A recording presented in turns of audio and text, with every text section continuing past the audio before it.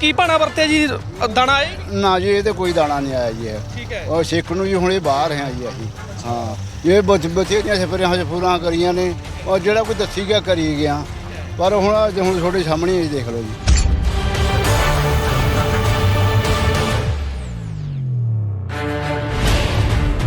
ਕੀ ਬਣਿਆ ਇਹ ਮਤਲਬ ਨਿਸਰੀ ਨਹੀਂ ਤੇ ਜੀ ਬਹੁਤ ਨੁਕਸਾਨ ਹੋਇਆ ਮੇਰਾ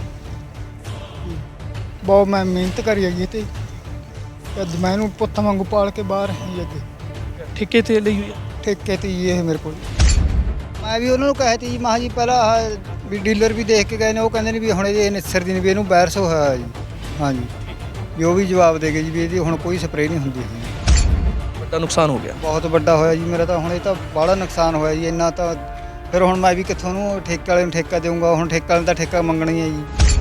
ਮੰਗ ਕਰਦੇ ਹੋ ਸਰਕਾਰ ਨੂੰ ਕਿਉਂਕਿ ਜੇ ਕੋਈ ਸਾਡਾ ਮਾੜਾ ਮੋਟਾ ਸਾਨੂੰ ਦੇਣ ਮਾਮਜਾ ਚਲੋ ਸਾਡਾ ਗੁਜ਼ਾਰਾ ਹੋ ਜਾਏ ਜੀ। ਇਹ ਬਾਈ ਦਾ ਪਤਾ ਨਹੀਂ ਕਿੱਡਾ ਕੁ ਵੱਡਾ ਜਿਗਰ ਆ ਯਾਰ ਜਿਹਦੇ ਜਿਵੇਂ ਵੀਰ ਨੇ ਦੱਸਿਆ ਕਿ ਵੈੜੀਆਂ ਮਰ ਗਈਆਂ ਯਾਰ ਇਹ ਬਾਈ ਹੋਰ ਵੀ ਦੱਸ ਰਹੇ ਨੇ ਕਹਿੰਦੇ ਦੇ ਘਰ ਵਾਲੀ ਤੇ ਬਹੁਤ ਜ਼ਿਆਦਾ ਪੈਸਾ ਲੱਗਿਆ ਬਹੁਤ ਲੰਮਾ ਸਮਾਂ ਬਿਮਾਰੀ ਦੇ ਨਾਲ ਘਿਰੀ ਰਹੀ ਆ ਸੋ ਇਹ ਬਾਈ ਹੁਣ ਆਪਦਾ ਚੁੱਲ੍ਹਾ ਕਿਵੇਂ ਚਲਾਊਗਾ ਯਾਰ ਇਹ ਸੋਚਣ ਤੇ ਮਜਬੂਰ ਹੋਇਆ ਪਿਆ। ਨੁਕਸਾਨ ਕਿੰਨਾ ਕੁ ਚਮਕੌਰ ਜੀ ਕਿੰਨਾ ਕੁ ਨੁਕਸਾਨ ਹੋ ਗਿਆ ਇੱਥੇ ਦਾ ਜਿਵੇਂ ਹੁਣ ਬਾਈ ਬਹੁਣ ਨੂੰ ਮਜਬੂਰ ਆ ਨਹੀਂ ਤਾਂ ਆਪਾਂ ਕਹਿ ਦਿੰਦੇ ਹੁੰਦੇ ਵੀ 2 ਕੁਆਂਟਲ ਨਿਕਲ ਗਈ 3 ਕੁਆਂਟਲ ਨਿਕਲ ਵੀ ਖਰਚਾ ਤਾਂ ਪੂਰਾ ਹੋ ਗਿਆ ਚਲੋ ਇੱਕ ਅਗਲਾ ਦਾ ਜਿੰਨਾ ਖਰਚਾ ਹੋਇਆ ਜੀ ਉੱਪਰ ਉਹ ਪੂਰਾ ਹੋ ਗਿਆ ਪਰ ਇਹ ਤਾਂ ਵੱਡਾ ਨੁਕਸਾਨ ਹੋ ਗਿਆ ਕਿੰਨਾ ਕੁ ਨੁਕਸਾਨ ਆ ਬਾਈ ਜੀ ਹੋਰ ਕੰਮ ਚਾਹੇ ਘੱਟ ਹੋ ਜਾਣ ਜੇ ਲੋੜਵੰਦ ਲੋਕਾਂ ਨੂੰ ਇਸ ਤਰ੍ਹਾਂ ਮਜਬੂਰ ਲੋਕਾਂ ਦੀ ਜਾ ਕੇ ਬਾਂਹ ਫੜੀ ਜਾਵੇ ਤਾਂ ਉਹਨਾਂ ਦੀ ਵੀ ਵਾਹਵਾ ਵਾਧੂ ਆ ਸੋ ਉਹਨਾਂ ਨੂੰ ਵੀ ਅਸੀਂ ਤੁਹਾਡੇ ਮਾਧਿਅਮ ਰਾਹੀਂ ਬੇਨਤੀ ਕਰਦੇ ਹਾਂ ਵੀ ਕਿਉਂਕਿ ਅੱਜ ਮਜਬੂਰੀ ਬਸ ਆ ਪਰਿਵਾਰ ਆ। ਪੰਜਾਬ ਦੇ ਵਿੱਚ ਪਹਿਲਾਂ ਵੀ ਇਹੋ ਜਿਹਾ ਬਿਮਾਰੀ ਆਈ ਹੋਈ ਆ ਇਹ ਬਿਮਾਰੀ ਦਾ ਨਾਂ ਆ ਸਟੰਟਡ ਪਲਾਂਟ ਗਰੋਥ ਇਹ ਜਿਹੜੇ ਮਧਰੇ ਰਹਿ ਜਾਂਦੇ ਆ ਬੂਟੇ ਔਰ ਪਿੱਛੋਂ ਇਹ ਬਿਲਕੁਲ ਸੜ ਜਾਂਦੇ ਆ ਤੇ ਬਿਲਕੁਲ ਪੂਰੇ ਹੋ ਕੇ ਸੜ ਜਾਂਦੇ ਨੇ ਇਹਦੇ ਨਾਲ ਕਈ ਥਾਵਾਂ ਤੇ ਇਹ ਵੀ ਵੇਖਿਆ ਗਿਆ ਵੀ ਇਹ 100% ਨੁਕਸਾਨ ਹੋਇਆ ਆ। ਵੈਸੇ ਅਸੀਂ ਵੀ ਜਾ ਕੇ ਦੇਖਿਆ ਜੀ ਇਹ ਅਸੀਂ ਵੀ ਦੇਖੇ ਸੀ ਕਿਤੇ ਕਿਤੇ ਸੀ ਕੋਈ ਜਿਵੇਂ 10 ਪਿੰਡਾਂ ਚੋਂ ਇੱਕ ਅੱਧਾ ਪਿੰਡਾ ਸੀ ਮਾੜਾ ਮੋਟਾ ਉਹ ਵੀ ਪਰ ਇੰਨਾ ਜ਼ਿਆਦਾ ਨਹੀਂ ਜਿਵੇਂ ਤੁਸੀਂ ਕਹਿੰਦੇ ਹੋ ਵੀ 70% ਨੁਕਸਾਨ ਤਾਂ ਐਂ ਲੱਗਦਾ ਸੀ ਜਿਵੇਂ 90% ਹੁੰਦਾ ਜੀ।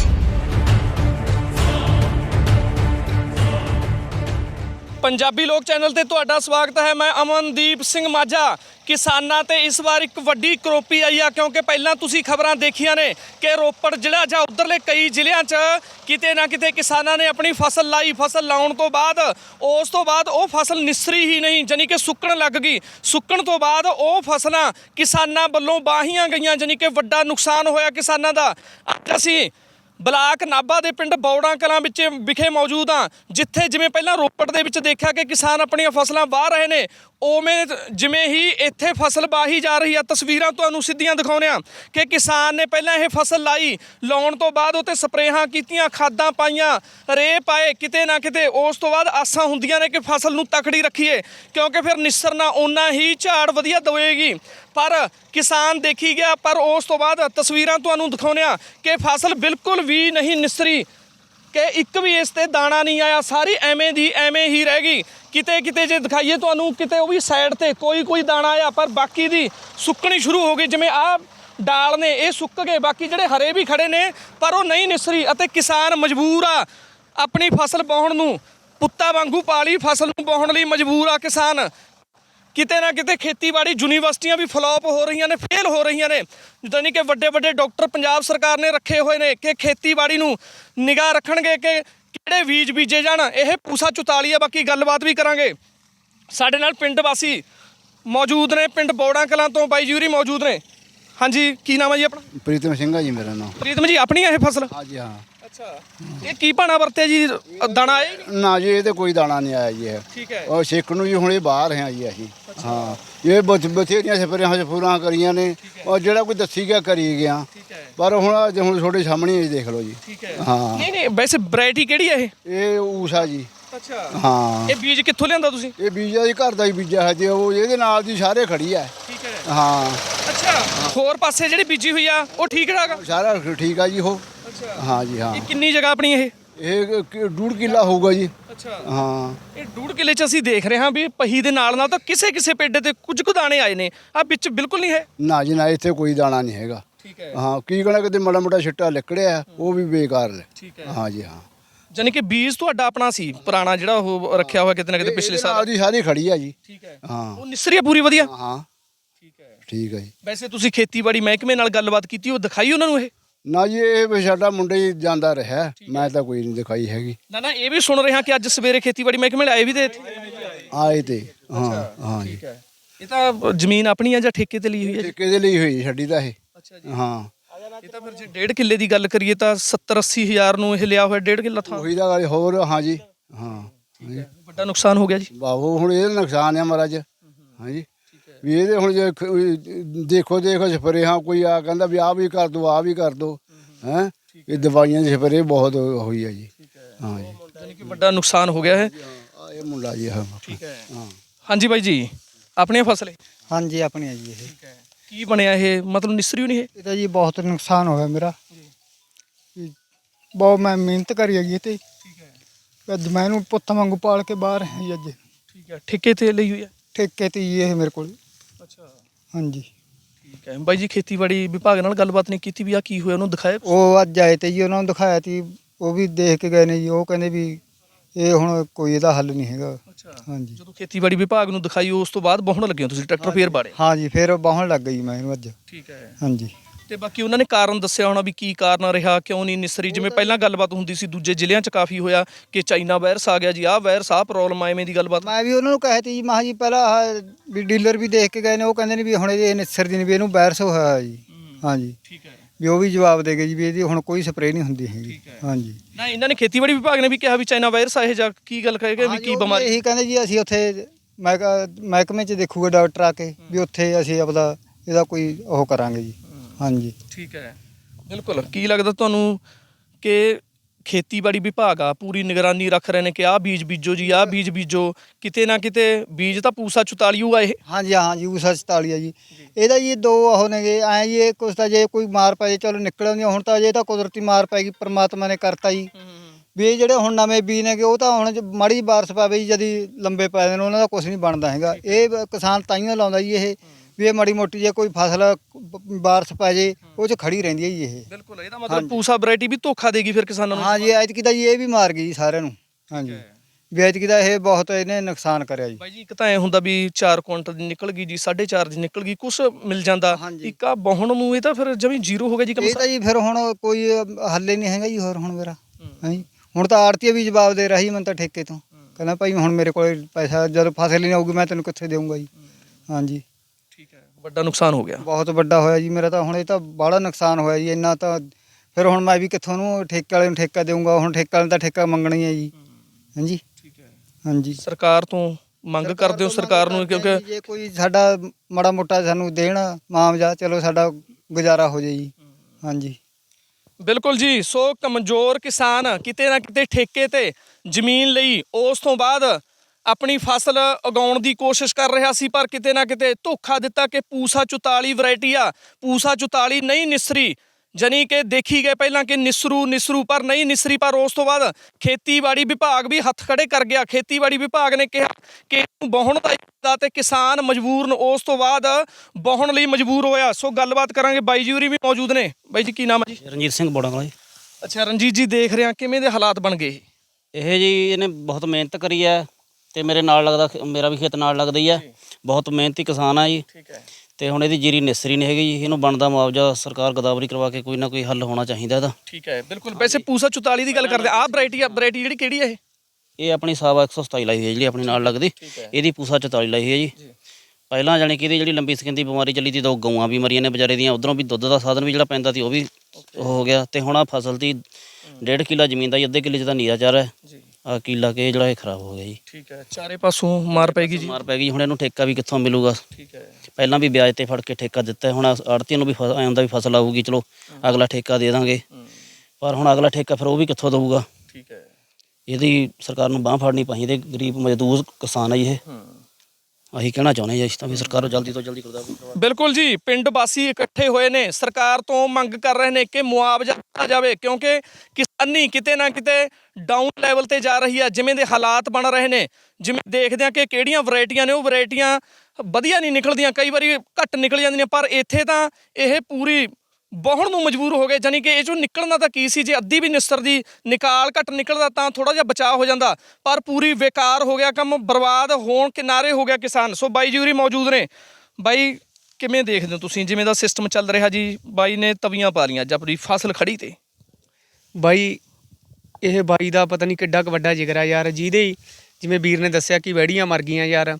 ਇਹ ਬਾਈ ਹੋਰ ਵੀ ਦੱਸ ਰਹੇ ਨੇ, ਕਹਿੰਦੇ ਤੇ ਘਰ ਵਾਲੀ ਤੇ ਬਹੁਤ ਜ਼ਿਆਦਾ ਪੈਸਾ ਲੱਗਿਆ, ਬਹੁਤ ਲੰਮਾ ਸਮਾਂ ਬਿਮਾਰੀ ਦੇ ਨਾਲ ਘਿਰੀ ਰਹੀ ਆ।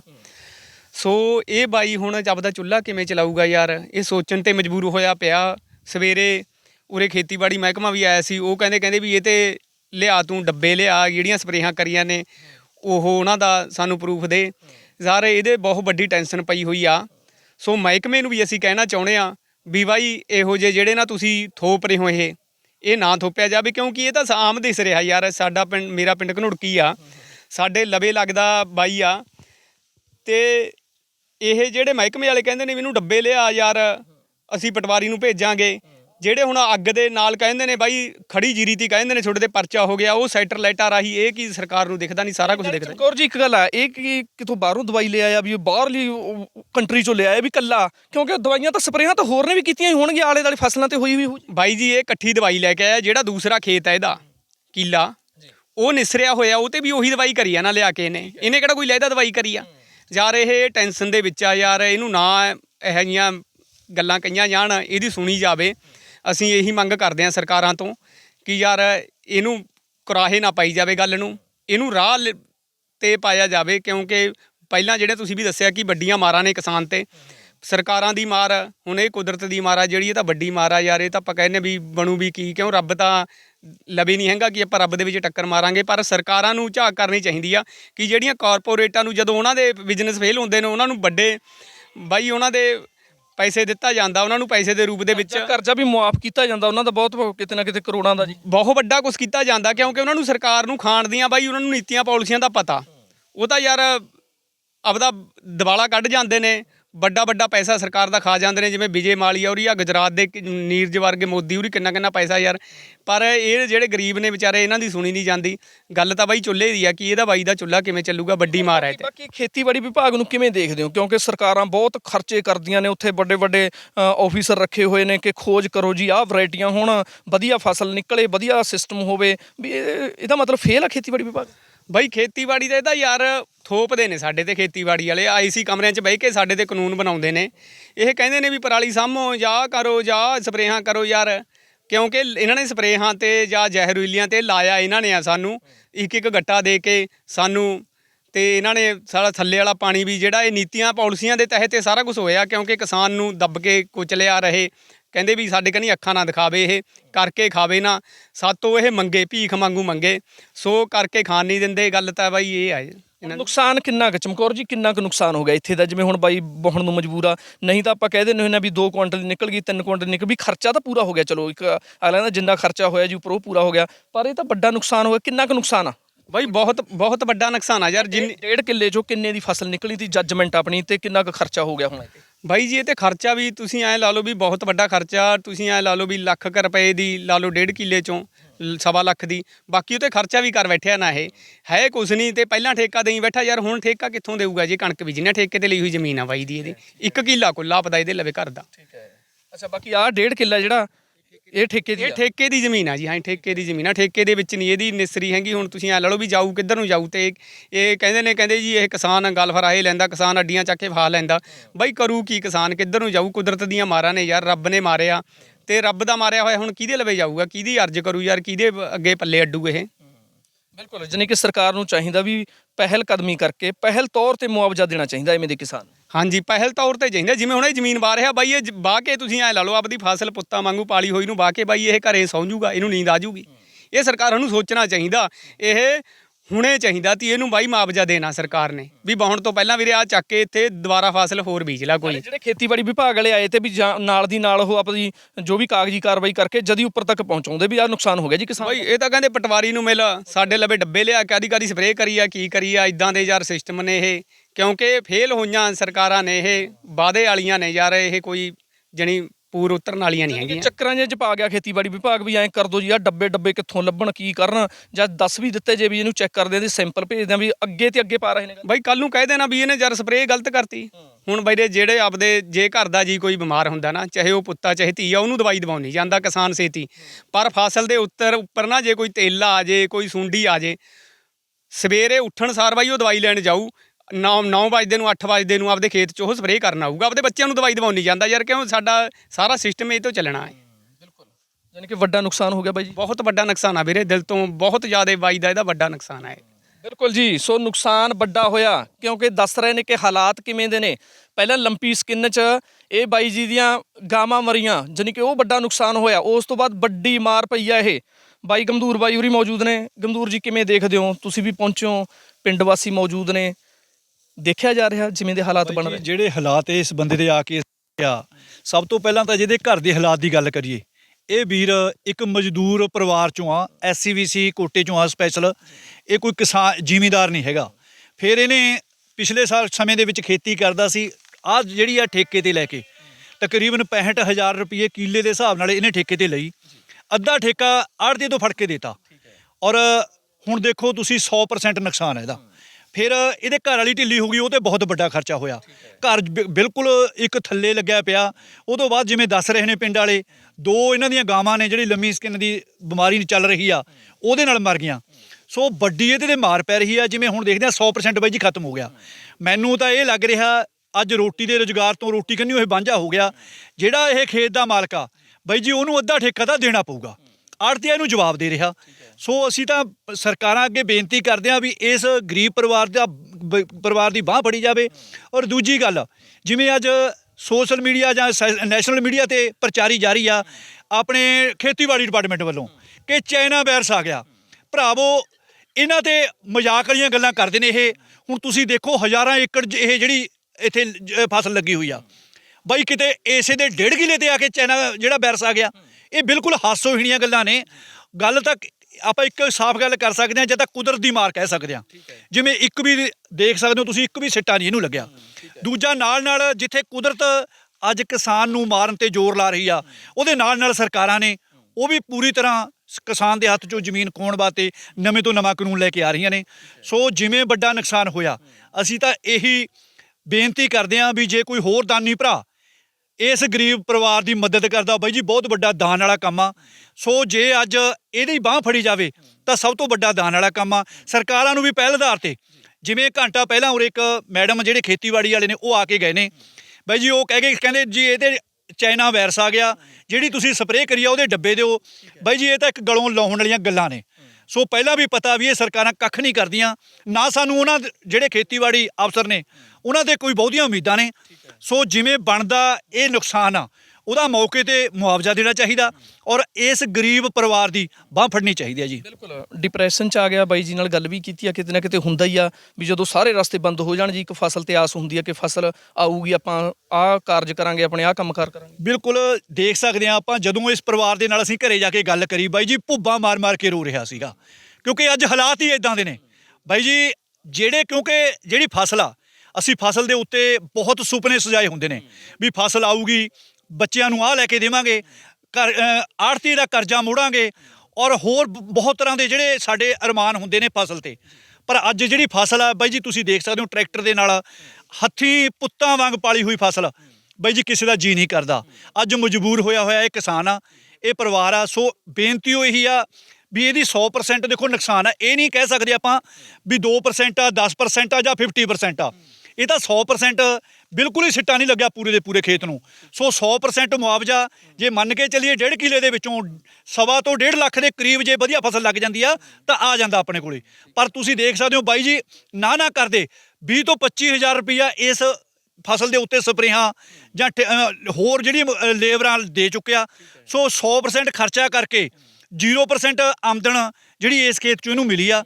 ਸੋ ਅਸੀਂ ਇਹੀ ਬੇਨਤੀ ਕਰਨੀ ਚਾਹੁੰਦੇ ਹਾਂ ਸਾਰਿਆਂ ਨੂੰ ਵੀ ਜੇ ਕੋਈ ਹੋਰ ਦਾਨੀ ਭਰਾ ਵੀ ਆ ਤਾਂ ਇਸ ਨਾਜਰ ਸਿੰਘ ਬੌੜਾ ਕਲਾਂ ਤੋਂ ਭਰਾ ਗਰੀਬ ਪਰਿਵਾਰ ਆ, ਸੋ ਇਹਦੀ ਮਦਦ ਕੀਤੀ ਜਾਵੇ। ਸਰਕਾਰਾਂ ਨੂੰ ਵੀ ਅਸੀਂ ਬੇਨਤੀ ਕਰਦੇ ਹਾਂ, ਕਿਉਂਕਿ ਵੱਡੀਆਂ ਜਿਹੜੇ ਧਨਾੜ ਲੋਕ ਨੇ ਉਹਨਾਂ ਦਾ ਤਾਂ ਆਪਾਂ ਦੇਖਦੇ ਹਾਂ ਆਏ ਦਿਨ ਉਹਨਾਂ ਦੇ ਕਰਜ਼ੇ ਤੇ ਕਾਟਾ ਮਾਰਿਆ ਜਾਂਦਾ, ਔਰ ਵੱਡੇ ਉਹਨਾਂ ਨੂੰ ਮੁਨਾਫੇ ਦਿੱਤੇ ਜਾਂਦੇ ਨੇ। ਸੋ ਜੇ ਕਿਤੇ ਇਹੋ ਜਿਹੇ ਪਰਿਵਾਰਾਂ ਦੀ ਬਾਂਹ ਫੜੀ ਜਾਵੇ ਤਾਂ ਵੱਡੀ ਗੱਲ ਆ ਬਾਈ ਜੀ। ਸੋ ਇਹੀ ਤੁਹਾਡੇ ਮਾਧਿਅਮ ਰਾਹੀਂ ਅਸੀਂ ਬੇਨਤੀ ਕਰਨੀ ਚਾਹੁੰਦੇ ਹਾਂ ਵੀ ਜਿੰਨਾ ਜਲਦੀ ਹੋ ਸਕਦਾ ਇਸ ਪਰਿਵਾਰ ਦੀ ਮਦਦ ਕੀਤੀ ਜਾਵੇ ਜੀ। ਬਿਲਕੁਲ ਪਹਿਲਾਂ ਸ਼ੁਰੂਆਤ ਪਿੰਡ ਲੈਵਲ ਤੋਂ ਹੋਈ, ਕਿਤੇ ਤੇ ਪਿੰਡ ਵੀ ਥੋੜਾ ਜਿਹਾ ਕਰੇ ਇਹਨਾਂ ਦਾ, ਕਿ ਨਹੀਂ ਕਿਤੇ ਨਾ ਕਿਤੇ ਥੋੜਾ ਪਿੰਡ ਤੋਂ ਸ਼ੁਰੂ ਹੋ ਕੇ, ਚਲੋ ਬਾਹਰੋਂ ਵੀ ਦਾਨੀ ਸੱਜਣ ਹੁੰਦੇ ਨੇ ਫਿਰ ਉਹ ਵੀ ਕਰਦੇ ਨੇ। ਬਿਲਕੁਲ ਜੀ, ਜਿਵੇਂ ਅੱਜ ਆਪਾਂ ਦੇਖਦੇ ਹਾਂ ਸਾਡੇ ਸਿੱਖ ਧਰਮ ਦੇ ਵਿੱਚ ਵੱਡੀ ਰਵਾਇਤ ਚੱਲਦੀ ਆ ਕਿ ਅਸੀਂ ਲੰਗਰਾਂ ਤੇ ਜ਼ੋਰ ਲਾਉਂਦੇ ਹਾਂ ਜਾਂ ਲੋਕਾਂ ਬਾਹਰ ਜਾ ਕੇ ਦੂਰ ਮਦਦ ਕਰਦੇ ਹਾਂ। ਕਿਤੇ ਹੜ੍ਹ ਪੀੜਤ ਹੋ ਜਾਂਦਾ ਤਾਂ ਅਸੀਂ ਵੱਡੇ ਮਦਦ ਲਈ ਅੱਗੇ ਆਉਂਦੇ ਹਾਂ। ਸੋ ਮੇਰੀ ਇਲਾਕੇ ਨੂੰ, ਪਿੰਡ ਨੂੰ ਇਹ ਬੇਨਤੀ ਆ ਵੀ ਅਸੀਂ ਅੱਗੇ ਹੋ ਕੇ ਇਹੋ ਜਿਹੇ ਗਰੀਬ ਪਰਿਵਾਰ ਦੀ ਬਾਹ ਫੜੀਏ। ਔਰ ਪਹਿਲਾਂ ਸਭ ਤੋਂ ਪਿੰਡ ਵਾਲੇ, ਇਲਾਕੇ ਵਾਲੇ, ਔਰ ਜਿਵੇਂ ਬਾਹਰ NRI ਵੀਰ ਮੇਰੇ ਦੇਖਦੇ ਨੇ, ਸੋ ਹੋਰ ਜਿਹੜੇ ਦਾਨੀ ਪੁਰਸ਼ ਨੇ ਉਹਨਾਂ ਅੱਗੇ ਇਹੀ ਬੇਨਤੀ ਕਰਨੀ ਚਾਹੁੰਦਾ, ਕਿਉਂਕਿ ਬਾਈ ਜੀ ਅੱਜ ਜਿਹੜਾ ਇਹ ਪਰਿਵਾਰ ਆ ਇਹ ਖੁਦਕੁਸ਼ੀ ਕਰਨ ਦੇ ਤੋਂ ਮਜਬੂਰ ਹੋਇਆ ਕਿਉਂਕਿ ਬਾਈ ਜੀ ਜਿਹੜੇ ਆਉਣ ਵਾਲੇ ਖਰਚੇ ਨੇ ਉਹਨਾਂ ਨੂੰ ਕੋਈ ਰੋਕ ਨਹੀਂ ਸਕਦਾ। ਠੇਕਾ ਇਹਨੂੰ ਦੇਣਾ ਪਊਗਾ, ਜਿਹੜੇ ਰੇਹਾਂ ਸਪਰੇਹਾਂ ਦੇ ਪੈਸੇ ਸਿਰ ਖੜੇ ਨੇ ਉਹ ਦੇਣੇ ਪੈਣਗੇ। ਸੋ ਆਪਾਂ ਇਹੋ ਜਿਹੇ ਪਰਿਵਾਰ ਦੀ ਬਾਹ ਫੜੀਏ ਔਰ ਮਦਦ ਕਰੀਏ। ਬਾਈ ਜੀ ਧੁਰ ਦਰਗਾਹ ਲੇਖੇ ਲੱਗਦੀ ਆ, ਕਹਿੰਦੇ ਹੁੰਦੇ ਆ ਲੋੜਵੰਦ ਦੀ ਜੇ ਮਦਦ ਕੀਤੀ ਜਾਵੇ। ਸੋ ਇਹੀ ਬੇਨਤੀ ਅਸੀਂ ਕਰਦੇ ਹਾਂ ਸਾਰਿਆਂ ਨੂੰ, ਵੀ ਸਰਕਾਰ ਨੂੰ ਵੀ ਅਸੀਂ ਹੱਥ ਬੰਨ੍ਹ ਕੇ ਬੇਨਤੀ ਕਰਦੇ ਹਾਂ, ਜਿਵੇਂ ਸਾਡੇ ਦੇਵ ਮਾਨ ਜੀ ਨੇ ਦੇਖਦੇ ਹਾਂ ਆਉਣ ਤੋਂ, ਇਲੈਕਸ਼ਨ ਤੇ ਆਉਣ ਤੋਂ ਪਹਿਲਾਂ ਤਾਂ ਲੋਕਾਂ ਦੇ ਹਰਮਨ ਪਿਆਰੇ ਨੇਤਾ ਉੱਭਰ ਕੇ ਆਏ ਸੀ। ਸੋ ਅਸੀਂ ਉਹਨਾਂ ਨੂੰ ਵੀ ਬੇਨਤੀ ਕਰਨੀ ਚਾਹੁੰਦੇ ਹਾਂ, ਬਾਈ ਜੀ ਹੋਰ ਕੰਮ ਚਾਹੇ ਘੱਟ ਹੋ ਜਾਣ, ਜੇ ਲੋੜਵੰਦ ਲੋਕਾਂ ਨੂੰ ਇਸ ਤਰ੍ਹਾਂ ਮਜਬੂਰ ਲੋਕਾਂ ਦੀ ਜਾ ਕੇ ਬਾਹ ਫੜੀ ਜਾਵੇ ਤਾਂ ਉਹਨਾਂ ਦੀ ਵੀ ਵਾਹ ਵਾਧੂ ਆ। ਸੋ ਉਹਨਾਂ ਨੂੰ ਵੀ ਅਸੀਂ ਤੁਹਾਡੇ ਮਾਧਿਅਮ ਰਾਹੀਂ ਬੇਨਤੀ ਕਰਦੇ ਹਾਂ ਵੀ ਕਿਉਂਕਿ ਅੱਜ ਮਜਬੂਰੀ ਬਸ ਆ ਪਰਿਵਾਰ ਆ। ਸੋ ਇਹੀ ਬੇਨਤੀ ਆ ਬਾਈ ਜੀ ਸਾਡੀ ਤਾਂ, ਵੀ ਇਹਦੀ ਜਿੰਨੀ ਹੋ ਸਕਦੀ ਆ ਵੱਧ ਤੋਂ ਵੱਧ ਮਦਦ ਕੀਤੀ ਜਾਵੇ ਬਾਈ ਜੀ। ਬਿਲਕੁਲ ਜੀ, ਜ਼ਿਲ੍ਹਾ ਪਟਿਆਲਾ, ਬਲਾਕ ਨਾਭਾ ਦਾ ਪਿੰਡਾ ਬੌੜਾਂ ਕਲਾਂ, ਜਿੱਥੇ ਕਿਸਾਨ ਦਾ ਵੱਡਾ ਨੁਕਸਾਨ ਹੋਇਆ ਕਿ ਵੱਡੇ ਕਾਰਨ ਬਣ ਰਹੇ ਨੇ। ਕਿਉਂਕਿ ਇੱਕ ਹੈਰਾਨੀਜਨਕ ਗੱਲ ਆ, ਪਹਿਲਾਂ ਦੇਖਦੇ ਤੇ ਕਿ ਮਾਰ ਪੈਂਦੀ ਤੀ ਕਿਸਾਨਾਂ ਤੇ, ਕਦੇ ਬਾਰਿਸ਼ ਹੋ ਗਈ, ਕਦੇ ਹਨੇਰੀਆਂ ਚੱਲੀਆਂ, ਉਹਨਾਂ ਨੇ ਫਸਲ ਲੰਬੀ ਪਾਤੀ। ਪਰ ਇਹ ਹੈਰਾਨੀਜਨਕ ਇਸ ਵਾਰ ਹੋਇਆ ਕਿ ਫਸਲ ਨਿਸਰੀ ਹੀ ਨਹੀਂ। ਇਹ ਨੁਕਸਾਨ ਤੇ ਬਾਈ ਯੂਰੀ ਕਹਿ ਰਹੇ ਨੇ ਕਿ ਮਦਦ ਕੀਤੀ ਜਾਵੇ, ਕਿਉਂਕਿ ਸਰਕਾਰਾਂ ਨੂੰ ਵੀ ਐਵੇਂ ਦੇ ਮਾਮਲਿਆਂ ਤੇ ਪਹਿਲ ਤੌਰ ਤੇ ਅੱਗੇ ਆਉਣਾ ਚਾਹੀਦਾ ਅਤੇ ਮਦਦ ਕਰਨੀ ਚਾਹੀਦੀ। ਬਲਾਕ ਨਾਭਾ ਦੇ ਪਿੰਡ ਬੌੜਾਂ ਕਲਾਂ ਵਿਖੇ ਕਿਸਾਨ ਦੀ ਫਸਲ ਦਾ ਵੱਡਾ ਨੁਕਸਾਨ ਹੋਇਆ, ਜਾਨੀ ਕਿ ਪੂਸਾ 44 ਸੀ। ਖਬਰ ਤੁਸੀਂ ਪੂਰੀ ਵੇਖੀ ਆ ਕਿ ਪੂਸਾ 44 ਨਹੀਂ ਨਿਸਰੀ, ਜਾਨੀ ਕਿ ਦਾਣਾ ਨਹੀਂ ਆਇਆ। ਸੋ ਬਲਾਕ ਨਾਭਾ ਤੋਂ ਖੇਤੀਬਾੜੀ ਅਫਸਰ ਕੁਲਦੀਪ ਇੰਦਰ ਸਿੰਘ ਢਿੱਲੋਂ ਸਾਡੇ ਨਾਲ ਮੌਜੂਦ ਨੇ। ਡਾਕਟਰ ਸਾਹਿਬ, ਤੁਹਾਡੀ ਟੀਮ ਉੱਥੇ ਪਹੁੰਚੀ ਆ ਜੀ ਬੌੜਾਂ ਕਲਾਂ, ਕਿਵੇਂ ਦੇ ਲੱਗਦੇ ਨੇ ਹਾਲਾਤ, ਕਿਹੜੀ ਬਿਮਾਰੀ ਆ ਜਿਹੜੀ ਫਸਲ ਨਿਸਰੀ ਹੋਈ ਹੈ? ਹਾਂਜੀ ਅਮਨ ਜੀ, ਅੱਜ ਨਾ ਸਾਡੀ ਟੀਮ ਗਈ ਸੀਗੀ ਬੌੜਾਂ ਕਲਾਂ ਪਿੰਡ ਵਿੱਚ, ਤੇ ਉੱਥੇ ਜਾ ਕੇ ਵੇਖਿਆ ਕਿ ਪੰਜਾਬ ਦੇ ਵਿੱਚ ਪਹਿਲਾਂ ਵੀ ਇਹੋ ਜਿਹਾ ਬਿਮਾਰੀ ਆਈ ਹੋਈ ਆ। ਇਹ ਬਿਮਾਰੀ ਦਾ ਨਾਂ ਆ ਸਟੰਟਡ ਪਲਾਂਟ ਗਰੋਥ। ਇਹ ਜਿਹੜੇ ਮਧਰੇ ਰਹਿ ਜਾਂਦੇ ਆ ਬੂਟੇ, ਔਰ ਪਿੱਛੋਂ ਇਹ ਬਿਲਕੁਲ ਸੜ ਜਾਂਦੇ ਆ ਤੇ ਬਿਲਕੁਲ ਪੂਰੇ ਹੋ ਕੇ ਸੜ ਜਾਂਦੇ ਨੇ। ਇਹਦੇ ਨਾਲ ਕਈ ਥਾਵਾਂ ਤੇ ਇਹ ਵੀ ਵੇਖਿਆ ਗਿਆ ਵੀ ਇਹ 100% ਨੁਕਸਾਨ ਹੋਇਆ ਆ। ਤੇ ਇਸ ਪਿੰਡ 'ਚ ਵੀ ਸਾਡੀ ਟੀਮ ਗਈ ਸੀ ਸੁਬਾਹ, ਤੇ ਜਾ ਕੇ ਵੇਖਿਆ ਵੀ ਇਹੋ ਤਰ੍ਹਾਂ ਦੀ ਹੀ ਬਿਮਾਰੀ ਇਸ ਖੇਤ ਵਿੱਚ ਵੀ ਪਾਈ ਗਈ ਆ। ਤੇ ਜਦੋਂ ਸਾਡੀ ਟੀਮ ਨੇ ਉੱਥੇ ਪਹੁੰਚ ਕੀਤੀ ਆ ਤੇ ਦੇਖਿਆ ਲਗਭਗ 70 ਤੋਂ 80% ਦੇ ਇਹ ਨੁਕਸਾਨ ਦੇਖਣ ਵਿੱਚ ਆਇਆ ਹੈ। ਬਿਲਕੁਲ। ਵੈਸੇ ਡਾਕਟਰ ਸਾਹਿਬ, ਪਹਿਲਾਂ ਜੇ ਰੋਪੜ ਦੀ ਗੱਲ ਕਰੀਏ ਡਿਸਟ੍ਰਿਕਟ ਦੀ, ਜਾਂ ਉਧਰ ਖਰੜ ਏਰੀਏ ਦੀ ਗੱਲ ਕਰੀਏ, ਉੱਥੇ 2-3 ਜ਼ਿਲ੍ਹਿਆਂ 'ਚ ਕਾਫੀ ਵੱਡਾ ਨੁਕਸਾਨ ਹੋ, ਇਹੀ ਸੇਮ ਹੀ ਬਿਮਾਰੀ ਹੈ? ਹਾਂਜੀ ਅਮਨ ਜੀ, ਇਹ ਸੇਮ ਉਹੀ ਬਿਮਾਰੀ ਹੈ ਜਿਹੜੀ ਤੁਸੀਂ ਪਹਿਲਾਂ ਰੋਪੜ 'ਚ ਵੀ ਵੇਖੀ ਆ, ਤੇ ਸਾਡੇ ਪਟਿਆਲੇ ਜ਼ਿਲ੍ਹੇ 'ਚ ਵੀ ਇਹ ਕਈ ਥਾਵਾਂ ਤੇ ਪਾਈ ਗਈ ਹੈ, ਪਰ ਬਹੁਤ ਘੱਟ ਮਿਕਦਾਰ 'ਚ ਸਾਡੇ ਇੱਥੇ ਏਰੀਆ ਇਸ ਬਿਮਾਰੀ ਨਾਲ ਅਫੈਕਟਡ ਹੋਇਆ ਆ। ਪਰ ਸਾਡਾ ਜਿਹੜੇ ਬੌੜਾਂ ਕਲਾਂ ਵਾਲਾ ਏਰੀਆ ਆ, ਇਹਦੇ ਵਿੱਚ ਸੇਮ ਇਹੋ ਹੀ ਦੇਖਣ 'ਚ ਆਈ ਆ ਬਿਮਾਰੀ। ਤੇ ਇਹਦੇ ਵਿੱਚ ਵੈਸੇ ਦੇਖਿਆ ਜਾਵੇ ਤੇ ਜੇ ਅਰਲੀ ਸਟੇਜ ਤੇ ਜੇ ਕਿਸੇ ਨੇ ਝੋਨਾ ਲਾਇਆ ਤੇ ਉਹਦੇ ਵਿੱਚ ਇਹ ਬਿਮਾਰੀ ਜ਼ਿਆਦਾ ਆਉਂਦੀ ਆ।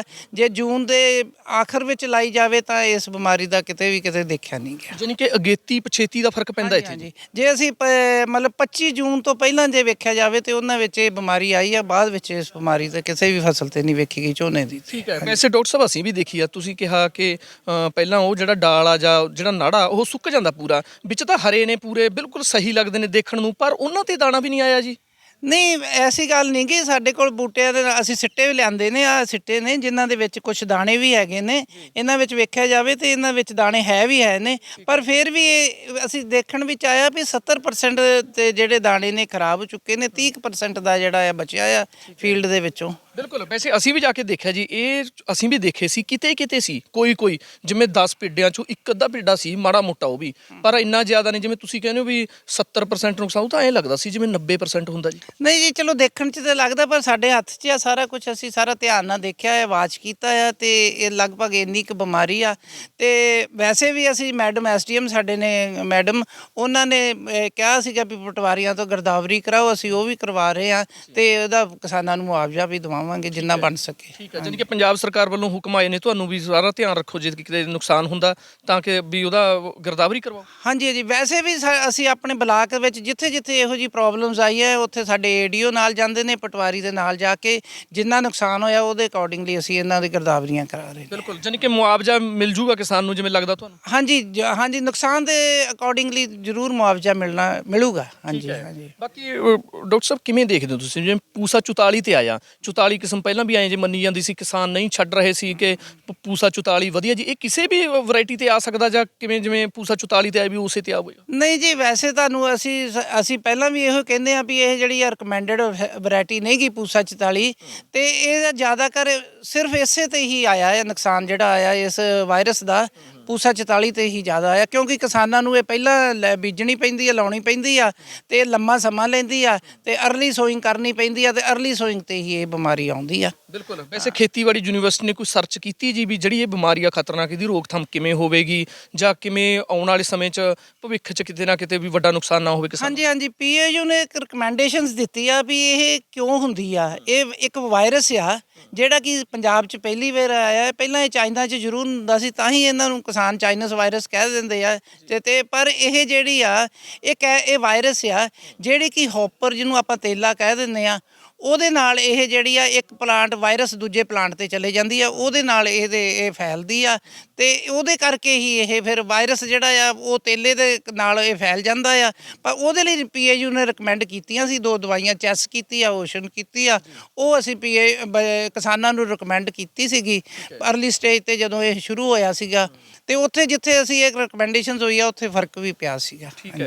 ਠੀਕ ਹੈ, ਬਿਲਕੁਲ, ਜਾਣੀ ਕਿ ਜਿਵੇਂ ਤੁਸੀਂ ਕਿਹਾ ਇਹ ਬੀਜਾਂ ਦੀ ਵੀ ਗੱਲ ਕਰੀ ਆ ਕਿ ਇਹ ਵੈਰਾਈਟੀ ਦੀ ਗੱਲ ਕਰੀਏ, ਪਰ ਉੱਥੇ ਸਵਾਲ ਇਹ ਵੀ ਉਠਾਉਂਦੇ ਸੀ ਕਿਸਾਨ ਕਿ ਇਹ ਕਿਵੇਂ ਹੋ ਗਿਆ ਜੀ ਵਾਇਰਸ, ਇਹ 1.5 ਕਿੱਲੇ 'ਚ ਇਕੱਲੇ 'ਚ ਕਿਵੇਂ ਆ ਗਿਆ? ਆਲੇ ਦੁਆਲੇ ਫਸਲਾਂ ਬਿਲਕੁਲ ਸਹੀ ਨੇ, ਸਾਰੀਆਂ ਫਸਲਾਂ ਕਿਤੇ ਨਾ ਕਿਤੇ ਆਪਣੇ ਬਲਾਕ 'ਚ ਤਾਂ ਮੈਨੂੰ ਲੱਗਦਾ ਹੋਰ ਕੋਈ ਘਟਨਾ ਐਵੇਂ ਦੀ ਆਈ ਹੋ ਨਹੀਂ? ਨਹੀਂ ਹੈਗੀਆਂ, ਬਹੁਤ ਘੱਟ ਘਟਨਾ ਹੋਈ ਆ।